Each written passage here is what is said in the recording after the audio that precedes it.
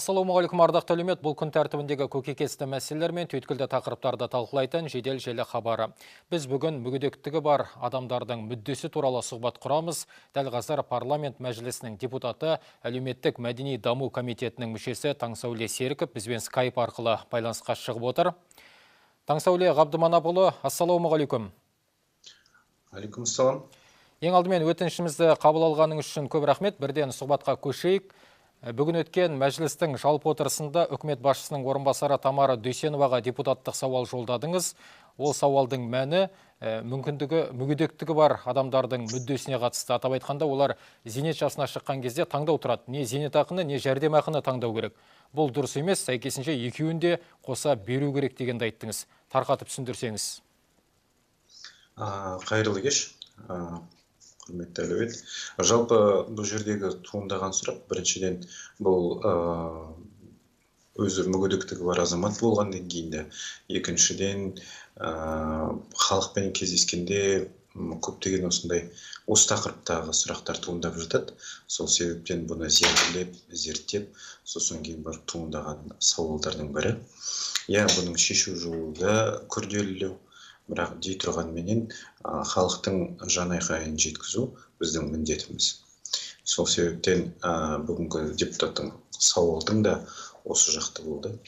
Өздеріңіз сауалда естігендей, мүгедектік адамзаттың басына берілгеннен кейін жалпы тағдырына таңдау жоқ азаматтар ғой.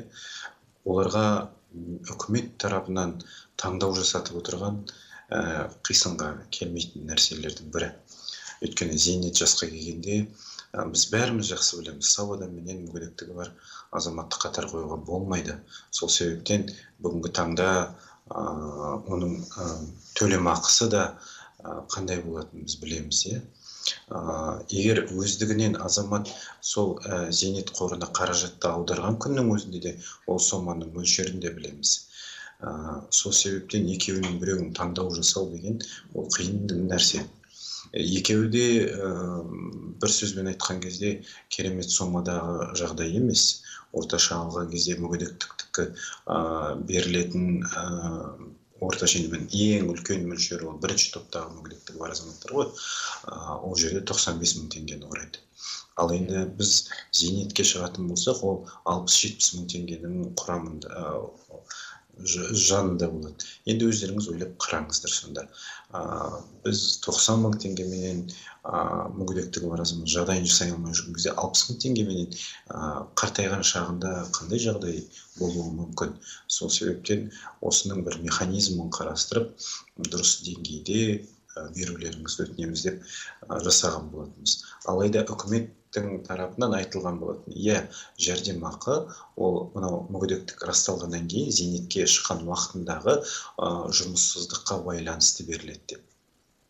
Мен бұндай терминологиямен де келісе қоймаймын. Себебі мүгедектік статус үшін берілетін жәрдемақы деп есептеймін. Себебі ол адамның басында бөліп жатқан нәрсе. Ол енді 12 мүшесі сау азамат ол жәрдемақыны құрдан босқа ала салмайды. Ол үкіметтің бір жағынан жасаған бір жеңілдігі ретінде қарау керек деп есептеймін. Сол себептен енді осы механизмді қарастырса жақсы болады деген ойдамыз.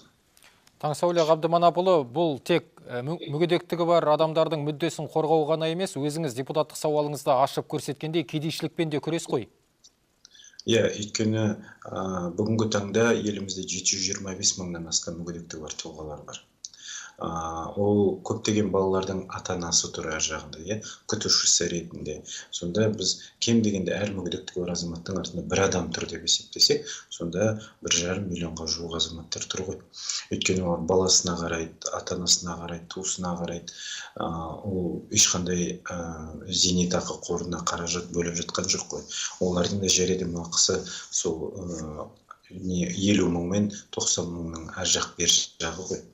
Енді ол жерде зейнетақы қорына қаншалықты қаражат алып, ол бір мәселе. Екінші мәселе мынау сол үкіметтің тарапынан, құзырлы органның тарапынан мынандай ақпарат жеткізілген болатын.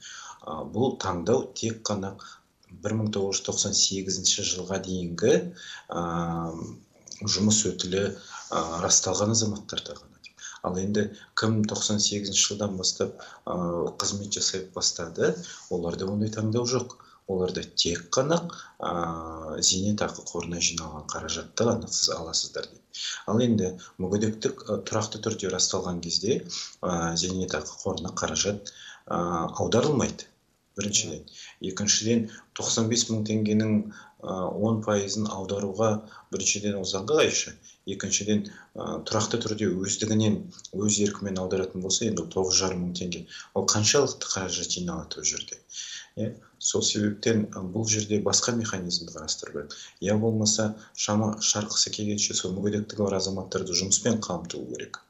Бүгінгі таңда бұл депутаттық сауалдың алдында да мен басқа депутаттық сауал жолдаған болатынмын. Біздің елімізде жаңа 725 мыңнан астам мүгедектігі бар тұлғалар болатын болса, оның 53% еңбекке қабілетті жастар. Сол себептен бұл жерде квота да берілді. Бұл жерде 2 мен 4% аралығында бұл Еңбек және әлеуметтік қорғау министрлігінің бұйрығымен жүзеге асырылды. Бұл жерде қайтарымсыз гранттар беріліп жатты, өз кәсібін ашуға. Бұл жерде микрокредиттер беру механизмі бар. Бірақ үкімет жасап жатыр, президент қолдап жатыр, біз де қолдап жатыр. Бірақ тура сол орындауға келген кезде жергілікті жерлер қауқарсыз болып жатады. Неге екенін білмейміз. Неге десеңіздер, мүгедектігі бар азаматтардың білім сапасы төмен деп жатады. Я болмаса шамасы келмейді деп жатады. Ал енді біз бұл тәжірибені бостан босқа алған жоқпыз ғой. Әр нәрсені зерделеп, зерттегеннен кейін ұсынылатын дүние. Сол себептен Европа, дамыған Азия мемлекеттерін қарайтын болсақ, олар мүгедектігі бар азаматтың жағдайы келген қызмет түрлерін ұсынады. Толық емес жұмыс уақытын беріледі. Жұмыс өтілін сол мүгедектігі бар азаматтың жағдайына қарап жасайды. Ал енді сол тәсілді бізде қарастыратын болсақ, ол өте жақсы көрсеткіштердің бірі болады еді деген ойдамыз. Енді жіліктеп айтатын болсақ, мүгедектігі бар тұлғалардың мәселесі аз емес, мұңы аз емес. Солардың бірі мүгедектікті тағайындауға қатысты. Енді өзіңіз осы мәселені түпкілікті дендеп, зерттеп жүрген халық қалаулысы ретінде айтыңызшы, жалпы осы мүгедектікті тағайындау мекемелерінде мәселе бар ғой, Бұл жерде мәселе қалай? Негізі бұл да қайтадан сол құзырлы органның бұйрығы шеңберінде жүзеге асырылады. Ең бірінші мүгедектік тағайындар кезде денсаулық сақтау министрлігінің ұйымдары, демек ол поликлиника, ауруханалар менен жергілікті терапевт, я болмаса басқа дәрігерлердің ұсынысымен, я болмаса солардың берген қорытындысы арқылы МСЕК-ке, ФТЕК-ке жолданады. Сол жерде шешім қабылданады. Негізі дәрігер не жазып берді, сол болады. Ал енді мүгедектік тағайындау бұл Еңбек және әлеуметтік қорғау министрлігінің 260-шы бұйрығына сәйкес жүзеге асырылады. Ол жерде әр нәрсе бөліп жазылған, бірақ енді ол жерде де кейбір олқылықтар бар. Өзіміздің жалпы парламентте инклюзивті парламент тобы бар. Әлеуметтік мәдени даму комитетінің депутаттары бар. Сол азаматтармен бірігіп, сол өзіміздің ұсынысымызды жасаған болатынбыз. Енді оның бәрін қарау, өйткені бұл бұйрық министрдің бұйрығы болғаннан кейін де бұл толыққанды былай жаса деп айтуға біздің құзырымыз жоқ. Біріншіден, екіншіден бұның негізгі мамандары, эксперттері болады олардың. Сол себептен бүгінгі таңда 260-шы бұйрықтың максималды түрде, сапалы түрде жазылған. Бірақ енді жергілікті мекемелердің қызметкерлері қалай жүзеге асырады деген сұрақ туындайды. Сол себептен Таңсауле Ғабдыманапұлы енді заң шығарушы орган ретінде жалпы кейбір салалық нормативті құқықтық құжаттарға, заңнамалық құжаттарға түзетулер енгізу бойынша бастамашылық етуге толық құқыларыңыз бар ғой. Мысалы, әріптесіңіз Нартай Аралбайұлы бір даулы мәселені, маңызды мәселені көтерді. Тумысынан бір құлағы жоқ болса да оған мүгедектік берілмейтін болып шықты. Бұл енді ащы да болса ақиқат болып отыр. Иә, бұл микротия және атрезия дертіне шалдыққан балалар бойынша бір құлақсыз туылған азаматтар, есту қабілеті бұзылған азаматтарға байланысты болады ғой. Бұл сұрақты да зерделеп, жаңа 260-шы бұйрыққа, бұл, мен бір нәрсені айтайын, бұл министрдің қолыменен шығатын бұйрық. Біз біреудің жұмысына жасап беруден аулақпыз.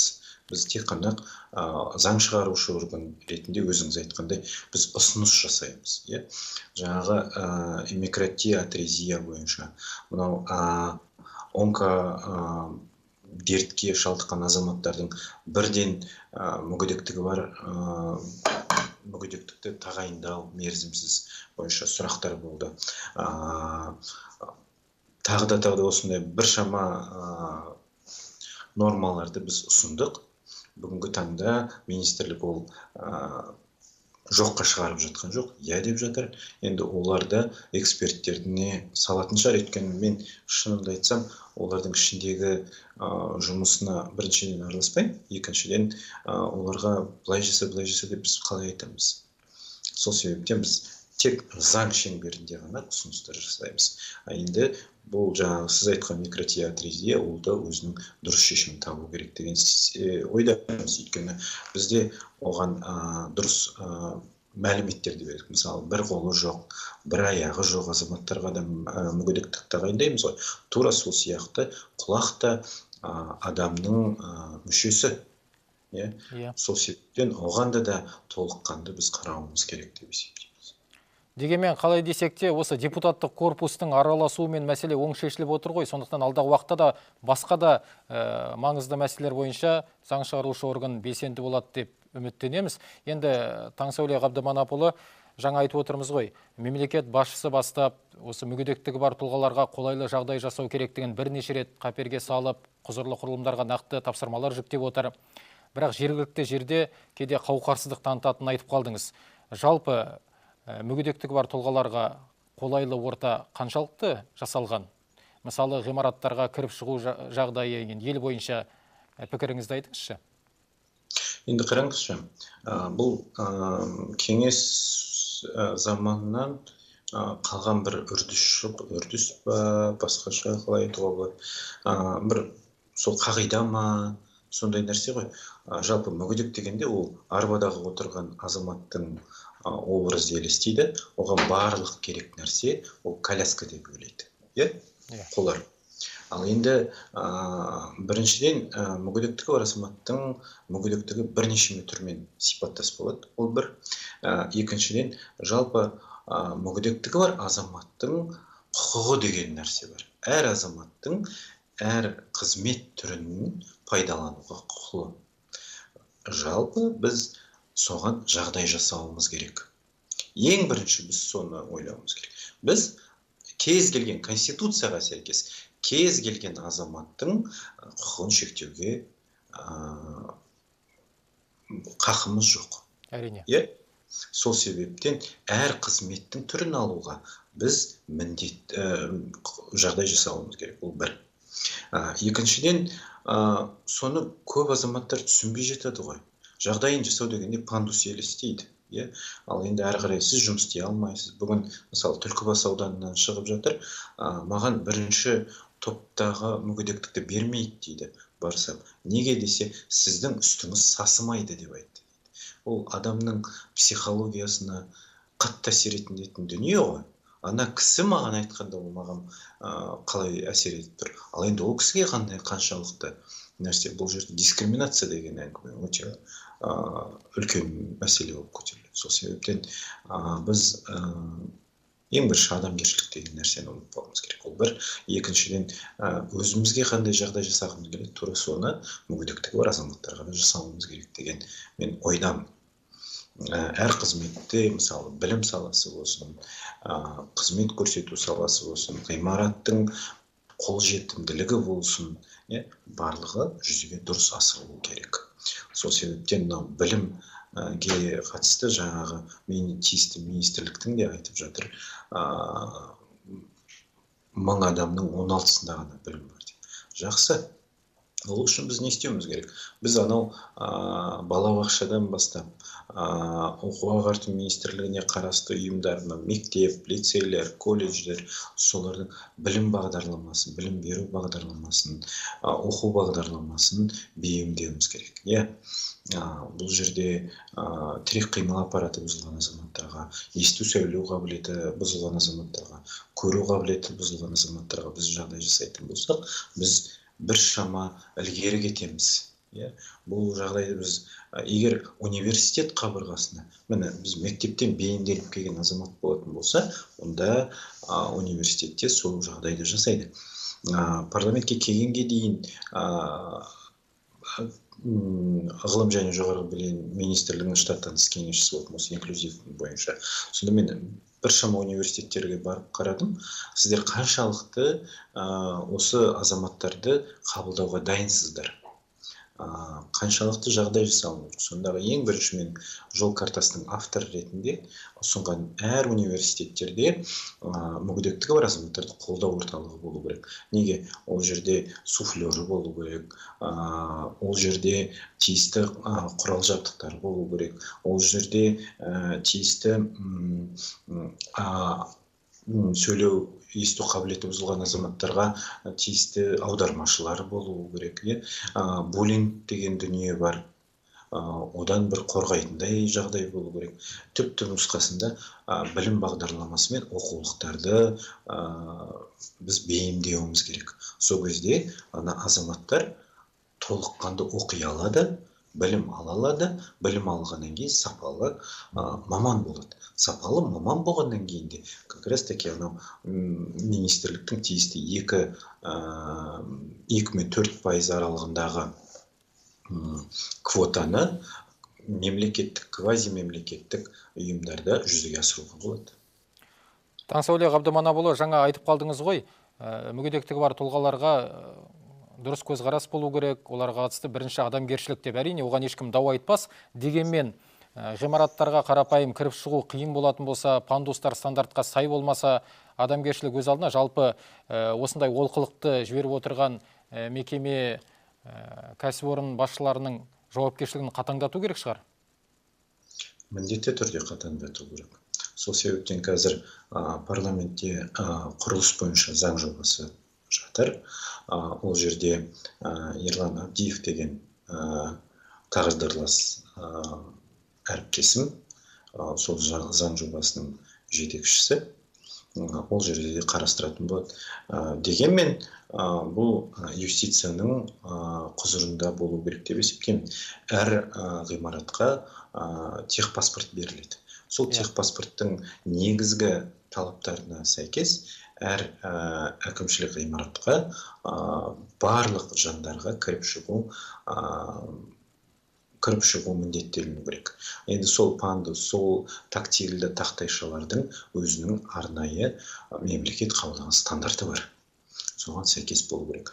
Оны тексеретіндей жағдай жоқ дейтіндей мен де келіспеймін. Өйткені әр өңірде мүгедектігі бар тұлғалардың мәселесі бойынша мемлекеттік емес ұйымдар бар.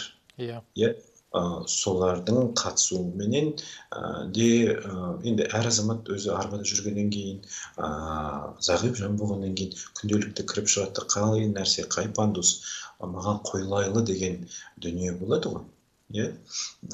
Соны тексеруге де болады. Ал енді қарапайым нәрсе, сіз бәрібірде соған қаражат шығарып жасадыңыз ғой сол пандусты. Просто сапалы жасай салу керек. Ол керемет бір қабырғаны бұзып қайтадан салу емес қой, бұл пандус қой. Енді келесі сауал қайталау болып көрінетін шығар. Дегенмен тарқатып айтып жіберсеңіз, жалпы елімізде осы мүгедектігі бар адамдарды жұмыспен қамту, денсаулық жағдайына назар аудару, дәрі-дәрмекпен қамтамасыз ету қаншалықты жолға қойылған? Мемлекет тарапынан аталынған дүниелердің бәрінің талабы бар. Оған заңмен көзделген нәрселер, құқықтық нормативтік актілер бар. Олардың орындалуы. Мысалы, денсаулық сақтауға келетін болсақ, тиісті тегін дәрі-дәрмекпен қамтамасыз ету бойынша мүгедектігі бар азаматтар бірінші орынға қойған азаматтардың бірі. Бұл жерде бір олқылық болмауы керек. Бірақ дей тұрғанмен өңірлерден келіп жатады. Дәрі сапасыз берілген, мерзімі өтіп кеткен. Болмаса дәрінің өзі емес, оны алмастыратын басқа бір препараттармен берілген деген сияқты. Кейбір кезде сол әлгі тізімі бар ғой, тегін берілетін. Сол жердегі тегін берілетін дәрілердің тізіміне кірмей қалған дәрмектер бар. Оны жергілікті мәслихат арқылы жүзеге асырады. Сондай дүниелер. Ал енді мынау ИПР дейміз, индивидуальный программа реабилитации, жеке реабилитация бағдарламасы бойынша. Әр мүгедектігі бар тұлғаға беріледі, ол жердегі жазылатын коляскасы, қол арбасы, тросте қолданылатын памперсы. Енді бұл жерде де сатып алу дүниесіне ғой, жүзеге асырылады. Әлгі тендер арқылы жүзеге асырылатын жағдайлар бар. Сол жерде де сапасының сын көтермей жататын жағдайлар бар. Өйткені бұл, мысалы, протездер, қолға, аяққа артездер. Енді оның да көп адамдар түсінбейді. Мысалы, екі аяққа кигізілетін протез, ол аяқ киім деп ойлайды. Ол аяқ киім емес, ол адамның жасанды дүниесі. Өте ол қымбат тұрады. Ол сапалы түрде, индивидуалды түрде жасау керек. Себебі кейбір протездік орталықтар бар, азаматтан мөлшерлерін алып алады да үйіне қайтарып жібереді. Сосын кейін протездеріңізді почтамен салып жібереміз деп. Ол келмей жатады. Біріншіден, ол мемлекеттің шығыны, ақша кетіп жатыр. Ал мемлекет қаражат бөлгеннен кейін, онымен азамат қолдануы керек. Азаматтың өмір сапасы жақсару керек.